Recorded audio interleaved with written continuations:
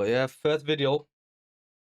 By the way, I ain't seen any of these videos. You know what I mean? This is raw reaction, innit? So if it's dead, allow me. Not my fault. I seen that it's got, what, 1.1 million views? You know what I'm saying? But yeah, this video right here, man kills detective after sneaking gun into interrogation. Which is kind of mad. I don't know how someone's able to do that, but let's get into this, man. Play live game show hits like Mega Win and get money back on every game. Win or lose. My understanding on the office. Yeah, I feel like you had some like a cigarette and we had talked to my girl for 1 second and I'll figure out whatever you want. Yo, let me know, yeah, if everything's sounding good in it. This is the moment a handcuffed man in custody caught 2 DEA agents off guard. Was he our guy? Right there, that's our guy. Stupid mother. Why the would you do that? What officers didn't realize was that he had warned them about this exact moment. By the way, yeah, this ain't just straight water. I had to put in a pre-workout, yeah, because I'm on 4 hours sleep today and I thought I need something to boost me up. So if you see me start to shake and that, innit, you know why, innit? It's because of this potion. Years earlier, and just hours before this, they'd made a critical mistake that made it all possible. In the early hours of May 16th, a Callaway County father heard what sounded like a gunshot outside his family's home. Concerned, he stepped out to investigate only to find a vehicle blocking his driveway, with a fully loaded assault rifle clearly visible in the back seat. Afraid that someone dangerous might still be nearby, he immediately called the police. This is the thing about America. Too many guns. You think I'm going to go outside if I know there's this many guns about? Especially that big fuck off, what was it? M14 or some shit. Like, love that, man. I love my life. Police. An officer was quickly dispatched to the scene, unaware that this call would soon lead them to one of the county's most wanted fugitives, whose deadly revenge plan would cost an officer his life. Put the YouTube volume lower. Is that better? Let me know, is that better? Well, first of all, we got a plate that doesn't belong on this vehicle. Well, there's a machine gun or something. AK-47 or whatever, fully loaded magazine. Hey, Chief. Yes, sir. Well, he said the neighbor lives here. She left. She came over and said something to them. Doesn't know whose vehicle it is. It's got this rifle in the back. Yeah. The plate doesn't come back to this vehicle. I see a needle cap up here in the floorboard. Yep. Officers found the car unlocked with an assault rifle clearly visible in the back seat. Look at the size of that. And a needle cap on the floorboard, You mad? suggesting If you pull up to possible me, drug yeah? use. The plates were fake. If you pull up to me with that gun that size, yeah, fam, take my card, take my phone, take anything. I don't want it. You know what I mean?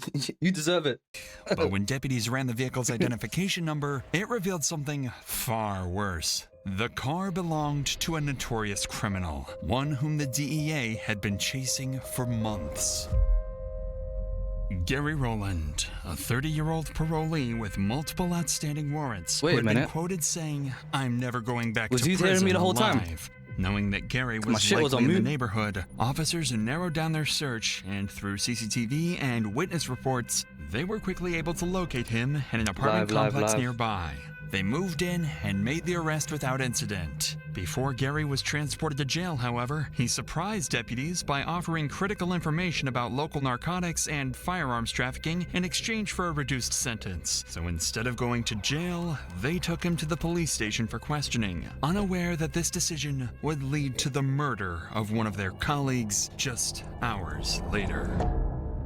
This is Gary, and he's just been brought into the interrogation room. What the officers don't realize at this moment is that due to an incomplete search, he's managed to sneak in a knife and a loaded pistol, both hidden in his waistband. Nah. I don't know how they allow that. I'm not gonna lie. That's what you call white privilege. I'm not even gonna lie.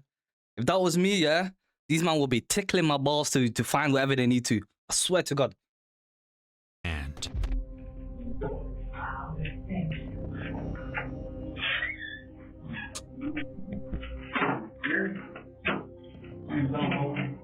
I'm going to protect the cash. With the human rights.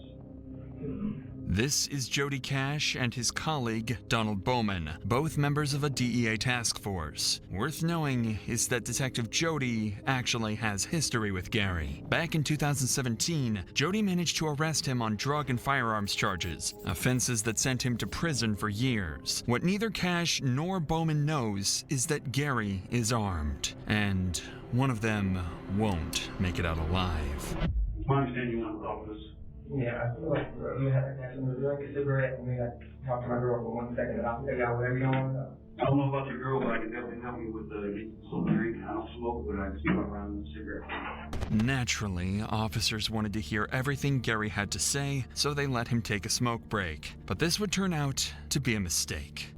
Gary is then escorted outside of the building for his cigarette break. When they return to the room, surveillance footage shows that Gary has pulled his right pant leg up to just below the knee, making the weapon much easier to reach. Then, Gary asks for one more favor, one that would cost a deputy his life.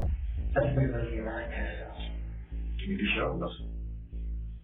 Well, if you're not going to call them, you know, you ain't going to do much for us.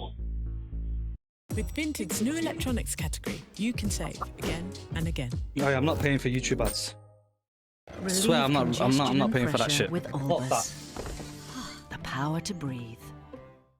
You know, right now, I guarantee if I call Lexington, they probably gotta have that information. He ain't no stranger. You know, so realistically, we're looking at we really go together. Smoking a cigarette? When things talking to that other things too, man, I don't mind helping you out, but you can't do this all day. Okay. Bring me 2 cigarettes, one hand and one knee there. I got that one coming before that. That's the only one. That's the last one I got you.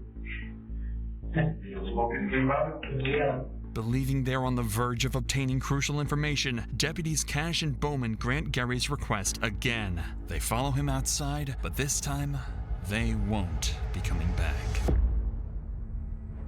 Gary is standing in front of the building, with Deputy Bowman to the left and Deputy Jody Cash to the right. A colleague can be seen arriving for his shift, walking into the building, completely unaware of the tragedy. Wait, so that was did he kill the seconds guy away. that's called Jody? Because I didn't pay attention at the start, I'm not gonna lie.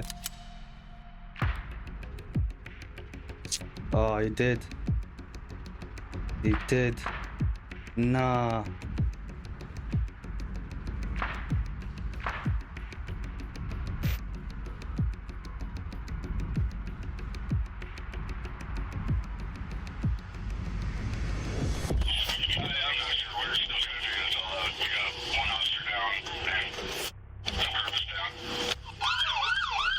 Yeah, send whatever you got, man.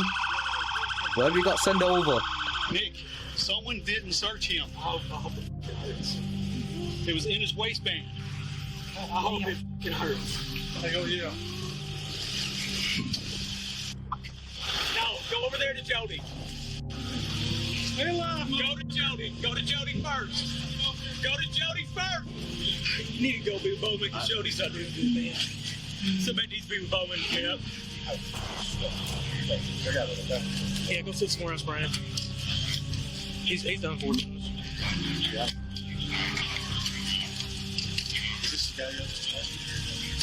I guess we didn't search a bit enough. He had a gun on his waistband.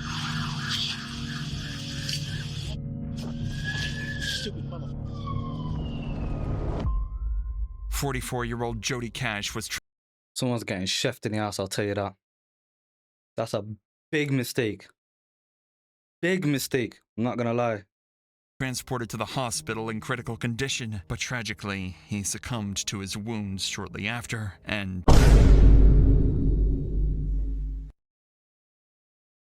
not even to be funny, yeah, but check this, check the shape of the head though.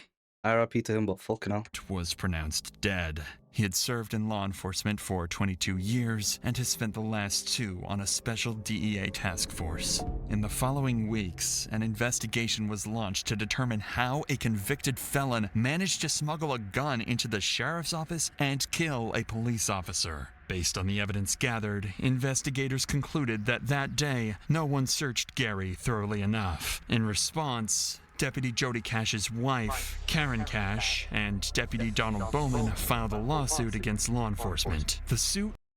As you should. As you should. The fuck? Someone fucked up, yeah, and because of that, your husband died. Are you mad? Everyone's getting sued. People that were his friends, everyone. Even the fucking K9 unit, they'll get sued as well. Sought wrongful death damages for Cash's estate and emotional trauma compensation for Bowman, who developed PTSD and could no longer work in law enforcement. A settlement was reached in September 2023. As for Gary Rowland, he was shot 12 times. 12 times. You got 50 Cent's got nothing on you, nigga. And eventually died at the scene of the shootout. When his gun was I thought he was the one who survived, didn't it? Fucking hell. Recovered, investigators found a jammed casing, meaning that Gary's weapon malfunctioned. A lucky break that prevented any more officers from losing their lives. Mad. Mad.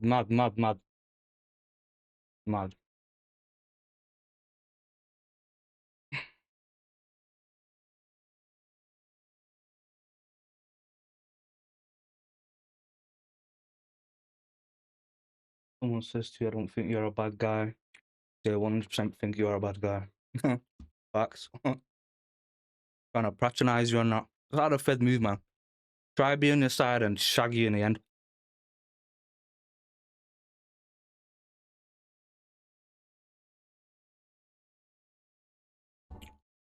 I was alright.